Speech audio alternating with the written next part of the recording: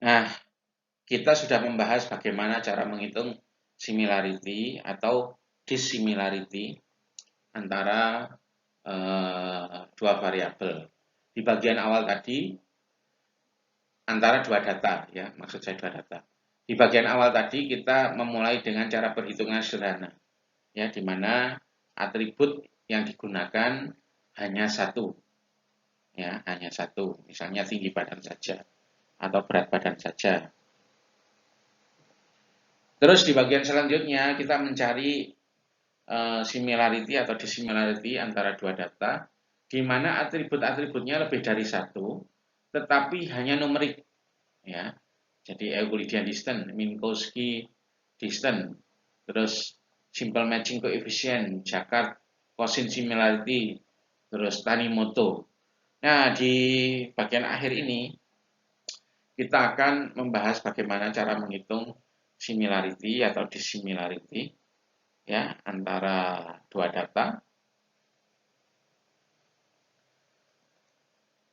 Namun atributnya campuran.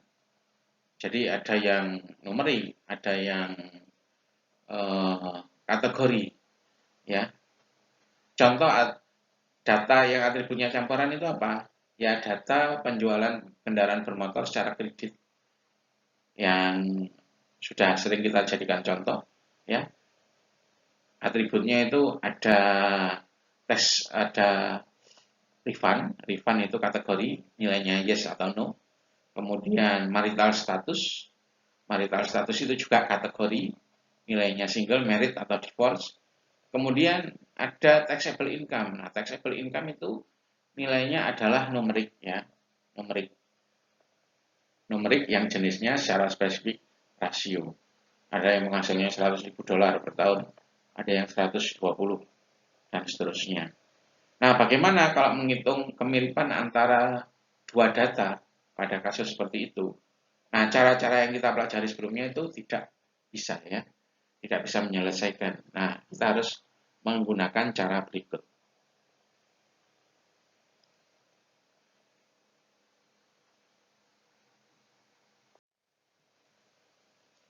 Nah, tahap pertama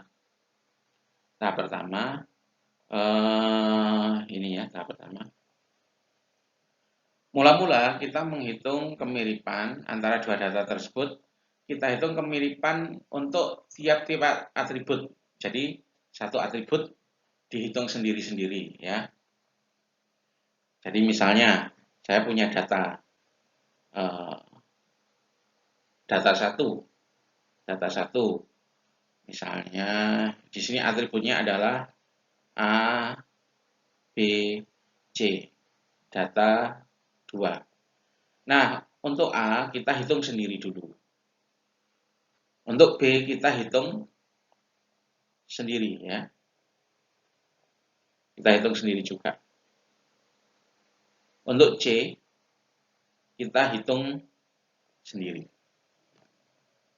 Bagaimana cara menghitung kemiripan atau ketidakmiripan antara dua data yang punya satu atribut ini? Anggapannya setiap atribut dihitung sendiri-sendiri, ya. Jadi ketika menghitung untuk A, anggap saja dia satu atribut saja A.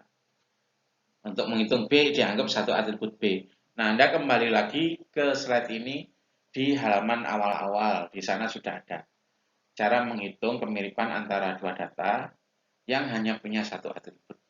Ya. Jadi di sini A dihitung sendiri, atribut A, B dihitung sendiri, C dihitung sendiri. Nah, itu tahap 1. Ya. Kemudian kita ke tahap 2 di sini, ya.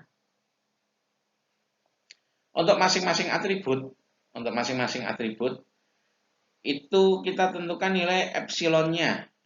Mohon maaf, saya kurang tahu cara membaca. Saya baca epsilon aja, ya. Nah, di sini. Ini punya epsilon. Nah, epsilonnya untuk A. Epsilon untuk B, ya. Ini epsilon untuk C. Nilai epsilon itu selalu 1 kecuali kita menemukan hal ini. Nah, hal ini, ya. Jadi atribut tersebut adalah atribut biner yang nilainya data pertama 0, data kedua juga 0. Contoh ya, anggap saja B itu adalah atribut biner. Untuk data pertama nilainya adalah 0. Untuk atribut kedua nilainya juga 0. Maka untuk atribut B nilai epsilonnya itu 0. Sini ya, 0. Hanya itu aja. Selain kasus tersebut, maka nilai epsilonnya 1. 1. Nah, itu maksud dari tahap kedua ya. Kemudian tahap ketiga.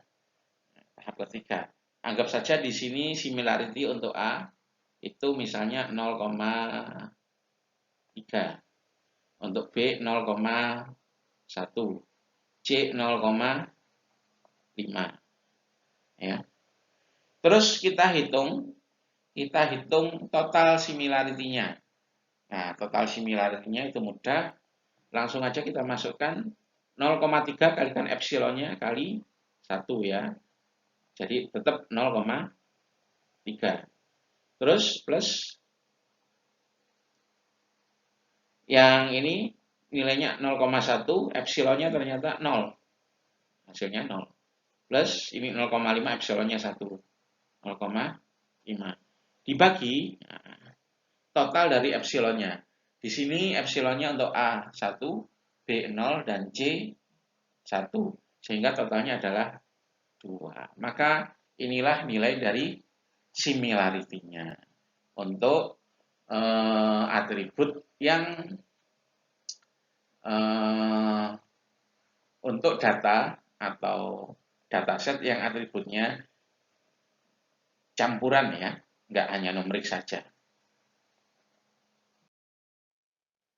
Nah, di kesempatan kali ini kita juga akan menghitung similarity antara dua data yang atributnya campuran ya, atributnya campuran seperti sebelumnya. Tetapi ada perbedaan dengan sebelumnya.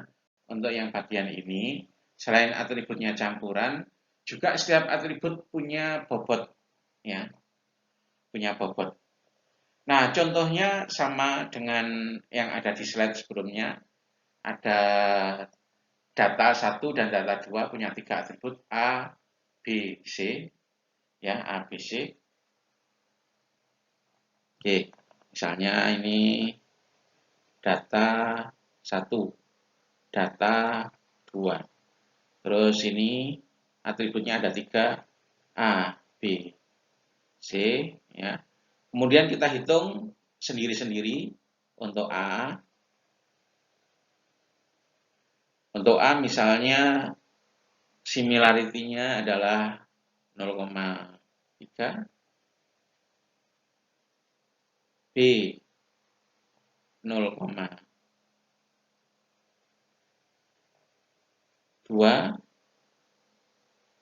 dan C misalnya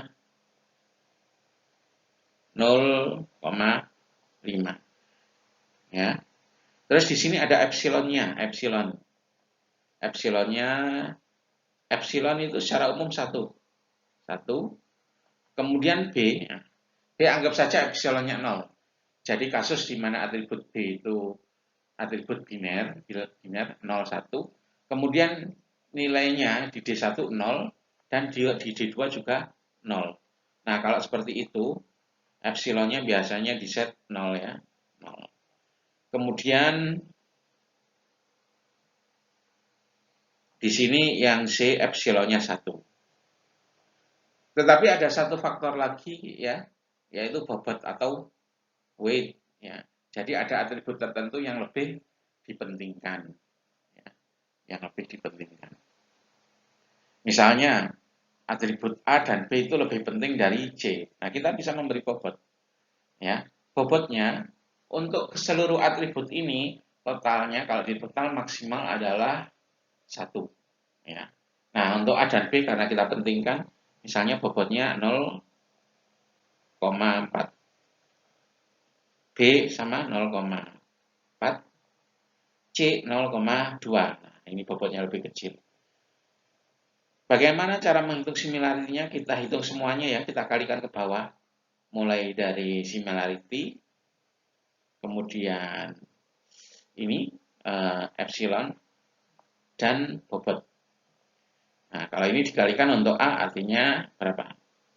0,12 ya. 0,12, kemudian B-nya 0 karena kebetulan epsilonnya 0. Kali ini adalah 0,1. Nah, sesuai rumus yang ini kita jumlahkan semua ya. 0,12 plus 0 plus 0,1. Hasilnya ternyata 0,22. Terus dibagi. Di sini ada pembaginya, yaitu total dari epsilon. Ternyata epsilonnya totalnya 2. Nah, inilah similarity untuk kasus dataset yang atributnya campuran dan masing-masing atribut punya bobot.